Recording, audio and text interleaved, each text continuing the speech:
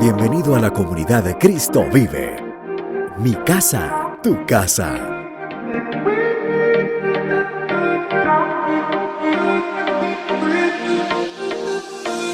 Somos una congregación de hermanos redimidos por el glorioso sacrificio de Jesús, salvados por su gracia y perdonados de todos nuestros pecados.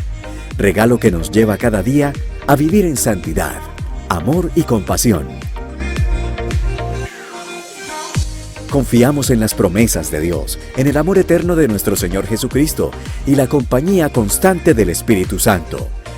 Nos alegra saber que Dios te ha traído hasta este lugar para que crezcas y seas como un árbol plantado junto a corrientes de aguas que da fruto a su tiempo y su hoja no cae, y todo lo que hace prosperará. Dios desea que ames a tu iglesia, sirvas a tu iglesia y seas la iglesia.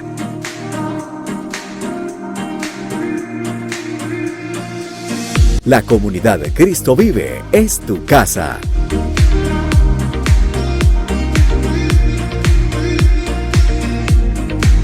Iglesia Cristo Vive, transformados para transformar.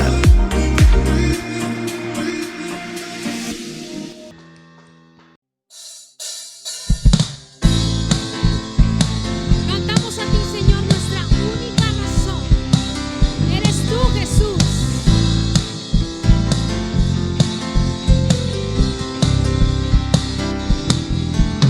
La única razón de mi adoración eres tú, mi Jesús. El único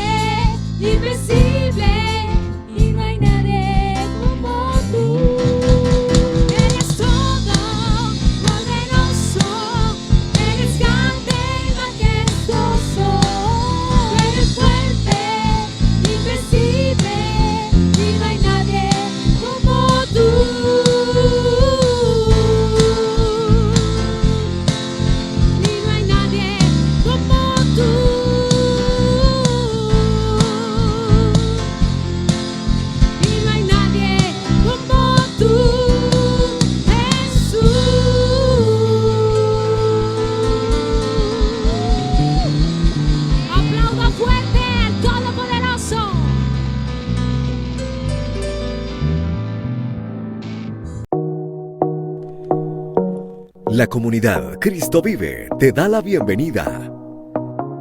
Has venido a escuchar palabra de Dios.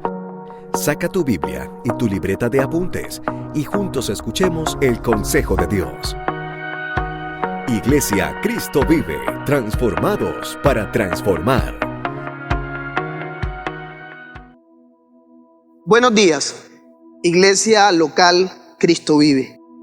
Es un motivo de gran gozo, de gran alegría, es un privilegio, es una gran bendición que podamos compartir la palabra de Dios, que podamos ser sustentados con el pan de vida, con esa comida imperecedera y eterna que es la palabra de Dios, que es la noticia del Evangelio para la persona de hoy. Estamos muy agradecidos y muy contentos porque Dios es bueno. Iglesias y personas que nos escuchan en este momento, nos ven a través de los medios digitales o virtuales de comunicación, YouTube, Facebook y la emisora municipal. Estamos muy contentos de poder compartir la palabra del Señor hoy, de poder llegar hasta sus casas, porque la palabra de Dios es relevante, porque el Evangelio es relevante. La palabra de Dios apunta al corazón del hombre y tiene la particularidad que es verdadera, que transforma, que cambia, y que el mensaje del Evangelio que predicamos, que exponemos, es relevante, es pertinente y es trascendente. Entonces quiero que me acompañen con sus Biblias, bien los que tienen la Biblia física a la manera tradicional, o bien en sus dispositivos electrónicos, sus celulares, sus tablets, sus iPads. Quiero que me acompañen con la palabra de Dios, porque Dios tiene hoy un mensaje para mí como expositor de la palabra, pero también tiene un mensaje para todos los que hoy estamos conectados, para todos los que hoy estamos en casa. Entonces, como Dios habla hoy, porque la palabra de Dios es viva, y Dios habla hoy, y Dios te habla hoy, me habla hoy, y Dios le está hablando al ser humano hoy, en este tiempo, en esta circunstancia concreta de la historia, los invito a que me acompañen en el Evangelio según San Lucas, capítulo 7, verso del 1 al 17. Lucas capítulo 7 del verso 1 al 17, esta reflexión que vamos a hacer, vamos a decir que Jesús triunfa sobre la enfermedad y la muerte. Vamos a afirmar categóricamente que Jesús triunfa sobre la enfermedad y la muerte. Y la palabra de Dios nos enseña del siguiente modo. Evangelio según San Lucas, capítulo 7. Cuando terminó de hablar al pueblo, Jesús entró en Capernaum. Había allí un centurión, cuyo siervo, a quien él estimaba mucho, estaba enfermo, a punto de morir. Como oyó hablar de Jesús, el centurión mandó a unos dirigentes de los judíos a pedirle que fuera a sanar a su siervo. Cuando estos dirigentes llegaron ante Jesús, le rogaron con insistencia: este hombre merece que le concedas lo que pide. Aprecia tanto a nuestra nación que nos ha construido una sinagoga. Así que Jesús se fue con ellos. No estaba lejos de la casa cuando el centurión mandó a unos amigos a decirle: Señor, no te tomes tanta molestia, pues no merezco que entres bajo mi techo. Por eso ni siquiera me atreví a presentarme ante ti. Pero con una sola palabra que digas, quedará sano mi siervo. Yo mismo obedezco órdenes superiores y además tengo soldados bajo mi autoridad, y le digo a uno: ve, y va. Le digo a otro, ven, y viene. Y le digo a mi siervo, haz esto, y lo hace. Al oírlo, Jesús se asombró de él, y volviéndose a la multitud que lo seguía, comentó: les digo que ni siquiera en Israel he encontrado una fe tan grande. Al regresar a casa, los enviados encontraron sano al siervo. Y seguimos en Lucas capítulo 7. Jesús y el centurión. Ahora Jesús y la viuda de Naín. En ese mismo capítulo, del verso 1 al verso 17. Poco después, Jesús, en compañía de sus discípulos y de una gran multitud, se dirigió a un pueblo llamado Naín. Cuando ya se acercaba a las puertas del pueblo, vio que sacaban de allí a un muerto, hijo único de madre viuda. Quiero que estemos atentos a esto, iglesia. Hijo único de madre viuda. Le acompañaba un grupo grande de la población. Al verla, el Señor se compadeció de ella y le dijo: no llores.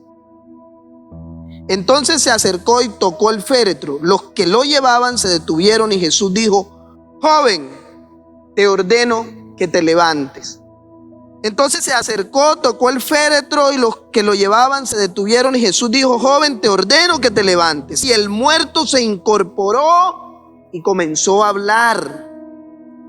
Y Jesús se lo entregó a su madre. Todos se llenaron de temor y alababan a Dios. Han surgido entre nosotros un gran profeta, decían. Dios ha venido en ayuda de su pueblo. Así que esta noticia acerca de Jesús se divulgó por toda Judea y por todas las regiones vecinas. Es la palabra de Dios. Es la palabra de Dios. Encontramos que el Evangelio según San Lucas registra 2 milagros, 2 episodios milagrosos. Encontramos en primer lugar que unos judíos, unos compatriotas de Jesús, personas prestantes en la sociedad, se acercan a Jesús y le dicen: hay un hombre romano que ama a la nación de Israel, nos construyó una sinagoga, tiene un siervo, un empleado, que está muy enfermo, este hombre está muy acongojado, está gravemente enfermo, por favor, sánalo. Este hombre merece que tú le ayudes porque nos ama, nos tiene consideración a nosotros los judíos. Un centurión romano, un oficial romano, que era un hombre enemigo de Israel en principio, porque el contexto del ministerio terrenal de Cristo se da en un contexto político muy agitado y de dominación. El imperio de esa época, el imperio político de esa época dominaba económica, política y militarmente, subyugaba al pueblo de Israel. Era lógico, era natural que judíos y romanos pues tuvieran una relación muy tensa de enemistad. Y aún así vemos que había algo diferente en el centurión, porque fueron los judíos quienes le intercedieron ante Jesús para que él mirara la necesidad del siervo de este oficial romano y lo sanara. Era un hombre que tenía un genuino deseo de servir a Dios, era un hombre de fe, no en vano le construyó a los judíos una sinagoga. Entonces estos judíos le piden a Jesús que sane al hombre. Jesús no se niega, se dirige a la casa del hombre, pero en el camino lo interceptan unos amigos de este oficial romano y le dicen: mire, el centurión, que no dicen cuál es el nombre, el oficial romano, te manda a decir que él no es digno de que tú entres a su casa, que no es necesario con que tú digas una palabra, su siervo va a quedar sano, porque él es un hombre también bajo autoridad, él es un hombre que ha sido mandado y que también manda a otras personas. Y Jesús dice: no he visto ni siquiera en Israel una fe como la de ese hombre. Esta fe, este reconocimiento de parte de un hombre no judío fue lo que asombró a Jesús. Estos hermanos míos, estos compatriotas míos, no me creen, no reconocen mi autoridad, pero este hombre pagano sí reconoció la autoridad, se asombra y el siervo del hombre es sanado. En el segundo milagro encontramos una situación distinta. Jesús va a una comunidad en Naín, una mujer viuda. Esta era una mujer débil, una mujer desamparada. El panorama para una viuda en el siglo I no era muy alentador. Eran personas que generaban en el corazón de Dios una consideración especial por su debilidad y por los abusos a los que podían estar sometidos. Y encontramos a una mujer que pierde primero a su esposo, que tiene un único hijo, y que ese único hijo muere, porque el evangelista, el escritor del pasaje, hace énfasis en que era hijo de una viuda, era el único hijo de una mujer viuda. Miren qué situación y qué panorama de desolación, de tristeza, de desesperanza encontramos en este pasaje. Y vemos que Jesús en su caminar, en su recorrido por calles, por pueblos, por veredas, se fija en una mujer viuda, en una mujer afligida. Porque nuestro Señor Jesucristo, el Hijo de Dios, la segunda persona de la Trinidad, es nuestro pastor. Y el pastor se duele de sus ovejas. Nuestro Señor y Salvador, nuestro pastor, no es indiferente a nuestras necesidades. Él no es indiferente a nuestras aflicciones. Él es el Dios de nuestra historia. Nuestro Señor Jesucristo mira a la viuda, se conmueve, siente compasión y venía la marcha fúnebre. Yo creo que esa era una marcha fúnebre muy triste, donde van a enterrar el hijo de una viuda. Ahí con esa viuda tal vez moría su esperanza, tal vez morían sus sueños. Todo era tristeza, todo era desolación. Y encontramos que Jesús irrumpe en esa historia, paraliza el cortejo fúnebre, toca el féretro y le dice al joven: joven, a ti te digo, levántate. Y hace un milagro espectacular. ¿Quién sino Jesús da vida a los muertos? ¿Quién sino Jesús puede resucitar a los muertos? ¿Quién sino Jesús venció la muerte y es Señor de la muerte y señoreó la muerte? Y Cristo, como el único Dios verdadero, como el Salvador, como el único intermediario entre Dios y los hombres, como la segunda persona de la Trinidad, hace un milagro sobrenatural y resucita al muchacho. Joven, a ti te digo, levántate. Ese grito de joven, a ti te digo, levántate, es un grito que aún resuena en las juventudes del siglo XXI. Tú, joven que me escuchas, adolescente, Jesús también te está diciendo: levántate. Levántate de este mundo del relativismo moral. Levántate de este mundo de caos y de desesperanza. Levántate de este mundo de inmoralidad y de rebeldía y de necedad. Levántate de este mundo que te esclaviza, que te destruye, que te ata, que no te llena y que jamás te llenará. De este mundo que está empedrando el camino por donde tú caminas seguro al infierno si no te levantas en fe.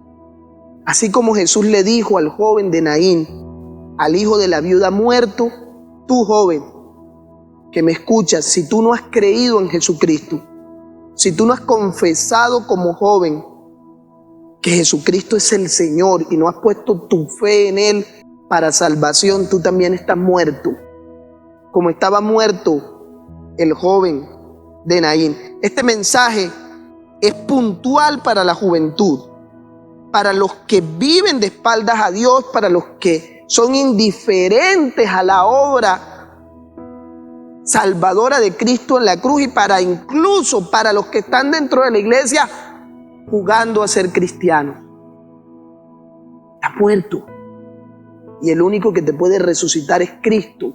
Y Cristo hoy te está desafiando y te está diciendo categóricamente: joven, levántate. Juventud de Pelaya, levántate. Joven que vienes a la iglesia, pero no muestras en tu vida que tienes una relación con Cristo, no muestras frutos, levántate. Y el joven se levantó y todos se asombraron, todos quedaron estupefactos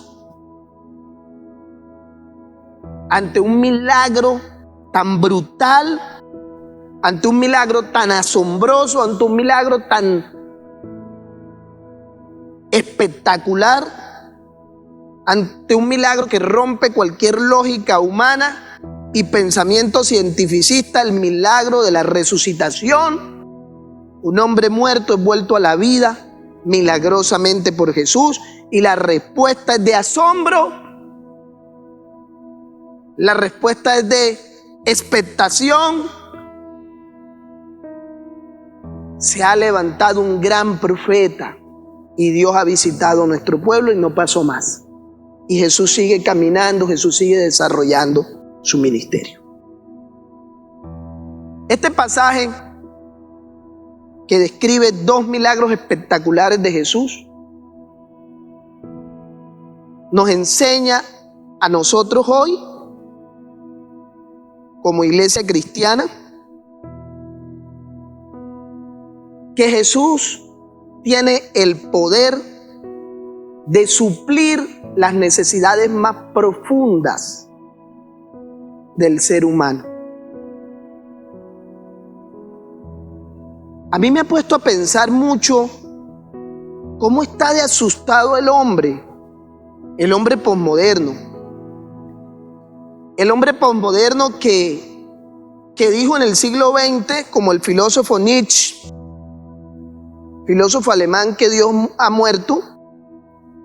Nietzsche declaró en el siglo XX que Dios había muerto, que la ciencia y la tecnología no hacían necesario un Dios, que nosotros los cristianos éramos unos ignorantes primitivos. Ese hombre arrogante, ese hombre que todas las respuestas a sus preguntas y todas sus necesidades las encuentra en la ciencia, en la tecnología, en el modo de vida antropocéntrico que vive, donde él es el centro de todas las cosas. Ese hombre que vive sin Dios y sin ley, como un virus gripal le puso la vida y le puso el mundo patas arriba. No dan abasto los psicólogos, no dan abasto los psiquiatras ante el estrés y el desespero del hombre y el miedo a morir. Y yo le pregunto a los escépticos: ¿por qué tienes miedo de morir? ¿Por qué estás asustado? ¿Por qué estás intranquilo? ¿O acaso tu conciencia te está susurrando que sabes que hay algo después de la muerte, que tienes una cita ineludible? Ante la realidad de la muerte, ni la ciencia, ni la tecnología, ni el humanismo antropocéntrico te da respuestas. ¿Por qué están tan desesperados? Porque ni la ciencia, ni la tecnología, ni el discurso humanista, ateo, escéptico, antropocéntrico del hombre de hoy suple las necesidades más profundas del ser humano. Porque quieras o no quieras, eres un ser creado y fuiste creado para adorar. Y debes escoger en esta vida si adoras al único Dios verdadero a través de Jesucristo, o si te adoras a ti mismo creyéndote el centro de todas las cosas, o adoras otras cosas pero no a Dios. Porque solo Dios puede suplir la necesidad de Dios en el hombre. Porque el vacío del hombre solo lo llena Cristo. Porque el único medio que existe para poder volver a Dios, nuestro Creador, y para ser plenos y tener propósito y sentido en esta vida es Cristo. Solamente Cristo. Así dice un antiguo coro cristiano. Solamente en Cristo. Solamente en Él. La salvación solo está en Él. Y solo Cristo tiene el poder y la capacidad de suplir la necesidad más profunda del hombre y de dar esperanza ante la enfermedad y ante la muerte.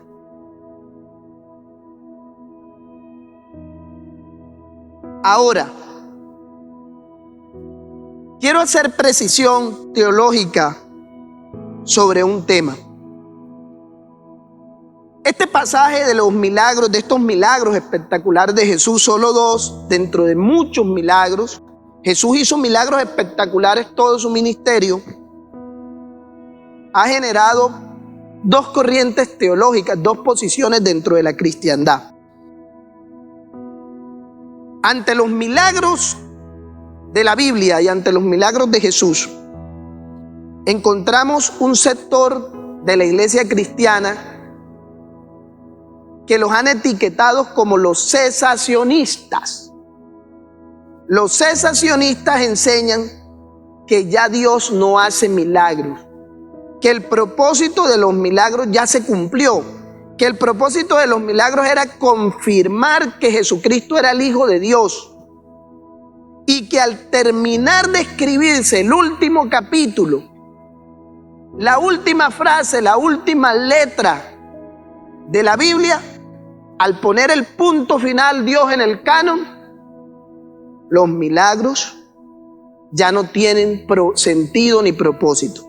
Esos son los cesacionistas que no creen en los milagros, que descartan toda intervención sobrenatural.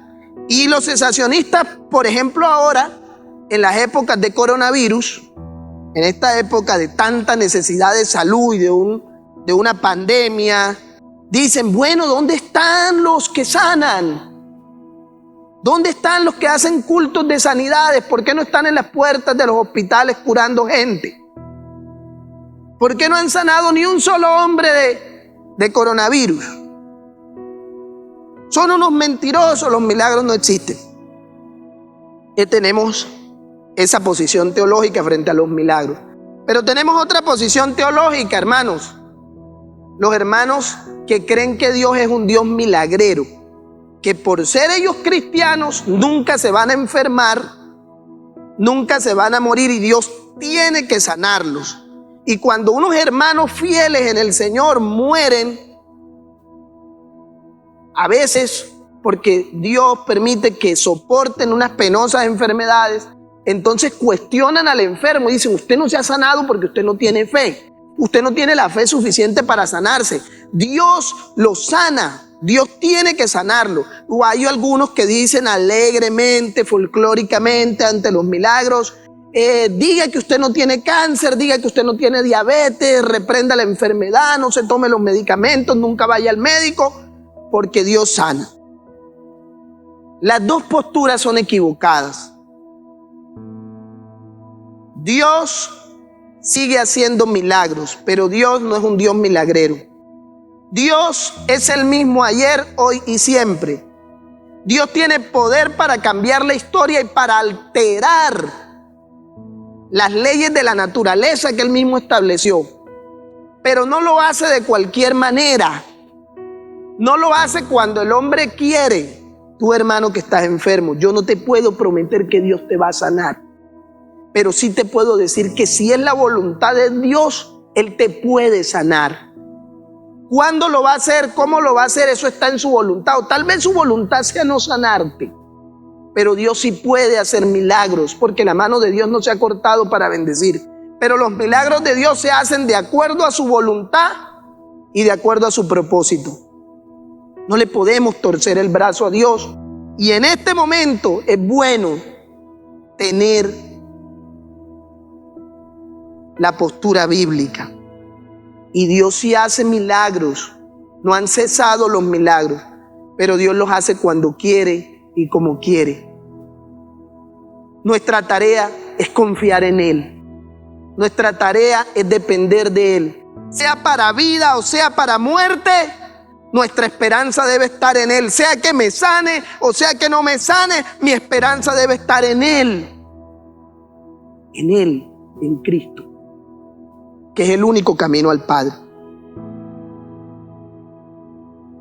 Yo he visto, y yo sé que todos los cristianos hemos visto, que Dios ha sanado personas inconversas. Dios ha levantado y ha hecho milagros espectaculares en personas inconversas, en personas incluso escépticas. Como también hemos visto morir muchos de nuestros hermanos con penosas enfermedades. Como también hemos visto otros hermanos que son sanados milagrosamente y dan testimonio. Yo personalmente conocí el caso de un hermano que lo desahuciaron de un cáncer renal y después me mostró todas las pruebas y evidencias de que tenía unos riñones nuevos. Yo no tengo ninguna explicación para eso, pero Dios lo hizo en él. Como también he visto otros que han muerto esperando el milagro y no es la voluntad de Dios. Dios no quiso, Dios no lo hizo. Dios es bueno, Dios es sabio. La voluntad de Dios es buena, agradable y perfecta.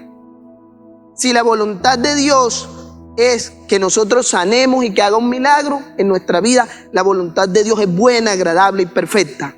Pero si la voluntad de Dios es no sanarnos y sustentarnos en medio de una enfermedad, la voluntad de Dios también es buena, agradable y perfecta. Iglesia, Dios puede suplir y suple las necesidades más profundas. Dios sana, pero no es un Dios milagrero. Hágase tu voluntad, dijo Jesús, y no la mía. Nuestra oración no es para cambiar la voluntad de Dios, es para aprender, y nos cuesta, y me cuesta, y nos cuesta a todos aprender a gozarnos en la voluntad de Él. No dejemos de creer que Él nos puede sanar. No dejemos de creer que Él puede hacer una intervención milagrosa y sobrenatural en la vida. Pero que se haga la voluntad de Él y no la nuestra. Una segunda cosa práctica que nos enseña este pasaje de Lucas es que Jesús, con sus milagros espectaculares, probó que Él era el Hijo de Dios. Sus milagros tenían un propósito: dar testimonio a quienes lo vieron, a quienes caminaron con Él, que Él era el Hijo de Dios, que no eran palabras huecas y vacías, que sus palabras y su ministerio venía confirmado con milagros, con prodigios. Solo Cristo puede salvar. Yo quisiera decirte, para ser políticamente correcto, que la mejor religión es ser buena persona. Pero nadie es bueno, todos somos pecadores. Nadie puede vivir una vida santa y perfecta delante de Dios. Yo quisiera decirte que todos los caminos conducen a Dios. Yo quisiera decirte que el yoga te salva. Yo quisiera decirte que las terapias emocionales, la regresión, el hipnotismo te salva. Yo quisiera decirte que el activismo político te salva. Yo quisiera decirte de pronto que un coaching de esos que hay ahora te salvan. Yo quisiera decirte que haciendo emprendimiento te salvas. Pero no. Y esto es lo que hace que el cristianismo sea contracultural y controversial. Porque solo Cristo es el camino. Solo Él resucitó. Solo el mensaje del Evangelio tiene poder para salvar el alma del hombre y para transformarlo. Ni el yoga, ni el metarrelato de los derechos humanos, ni el emprendimiento, ni los coaching motivacionales que te dicen que tú eres un campeón, que tú lo puedes lograr, ni el poder de tu mente, ni el activismo político, ni el activismo social, Nada de eso te puede salvar. Solo Cristo. Cristo dijo: yo soy el camino, la verdad y la vida. Nadie viene al Padre si no es por mí. Y esta es la vida eterna, que te conozcan a ti, el único Dios verdadero, y a Jesucristo, a quien tú has enviado. Cada vez que nosotros leemos en Lucas los evangelios, o en todos los evangelios, los milagros espectaculares de Jesús, debemos tener la tranquilidad, la confianza de que tenemos un Salvador, y que ese Salvador tiene el poder y la capacidad de salvarnos. Es apto. Es Él. Él es quien dijo ser. Él es el Hijo de Dios y es Dios mismo. Nadie puede llegar al Padre si no es por Él. Nadie puede ser una nueva persona si no ha creído en Él. No hay esperanza fuera de Él. Ese es el propósito. Y esa es la tranquilidad y la seguridad que nos debe dar leer estos dos pasajes. Hay otra cosa en la que me quiero detener, y es: ¿por qué Dios no es un milagrero? ¿Por qué Dios no hace todos los milagros que le pedimos? ¿Por qué Dios? ¿Qué le cuesta a Dios sanar a todo el mundo? Así Dios sanara a todos los hombres hoy de todas sus enfermedades, así Dios erradicara la enfermedad y la muerte, no creerían en su Hijo. Porque ¿cuál fue la respuesta? Cuando nuestro Señor Jesucristo sanó al siervo del centurión, se asombraron. Cuando nuestro Señor Jesucristo resucitó al hijo de la viuda de Naín, se asombraron, se maravillaron, pero no se arrepintieron. Porque los milagros no transforman al hombre. Porque el hombre no cree por los milagros. Porque Dios todos los días hace milagros. Porque en el ministerio de Jesucristo sobraron los milagros. Milagros espectaculares. Y no creyeron. Y no se arrepintieron. El milagro más grande es el milagro de la salvación. Si Dios quiere, te puede sanar del cáncer. Pero si te sana del cáncer y tú no crees en Jesucristo, igual se pierde tu alma. Si Dios quiere, te puede levantar de esas camas o de esa silla de ruedas donde estás postrados. Dios te puede dar un cuerpo nuevo, una nueva salud. Dios puede hacer lo que Él quiera. Pero si no crees en Jesucristo y no te arrepientes de tus pecados, se perderá tu alma. No son los caminos, no son los milagros el camino, el medio que Dios dispuso para que el hombre se salvara, sino la predicación del Evangelio y la fe en Jesucristo. No hay milagro más grande que un hombre y una mujer miren la cruz, se aferren a la cruz, reconozcan que Jesús es el Hijo de Dios, que son pecadores y que solo Cristo los puede salvar. Ese es el milagro más grande, el milagro de la salvación, el que un hombre, una mujer, muertos en delitos y pecados, muertos espiritualmente, volteen su rostro a Cristo y crean que Él es el Señor. Y yo creo que Jesús quiere ese milagro para tu vida. Porque la salvación es por gracia. El tiempo se ha cumplido, el reino de Dios se ha acercado, dice Marcos 1:15. Arrepentíos y creed en el Evangelio. Ese es el camino. ¿Quieres una vida con propósito? ¿Quieres una vida nueva? ¿Quieres una vida eterna? ¿Quieres tener esperanza? Sea cual sea la vida que te toque vivir aquí, cree en Jesucristo. Ese es el más grande milagro. Y todo el que invocar el nombre del Señor será salvo. La salvación es por gracia, no te la puedes ganar. No hay rito religioso que te salve, no hay esfuerzo humano que te salve. Ninguna obra de solidaridad que hagamos, ahora que la gente saca tanto pecho por las obras de solidaridad que hace, es útil, es suficiente y eficaz. Solo Cristo puede salvarte. La salvación del hombre y tu salvación y mi salvación no depende de nada que nosotros hagamos, sino de algo que ya se hizo, lo hizo Cristo en la cruz. Pon tu confianza en Cristo para que haya vida eterna, para que haya vida eterna y para que haya esperanza eterna.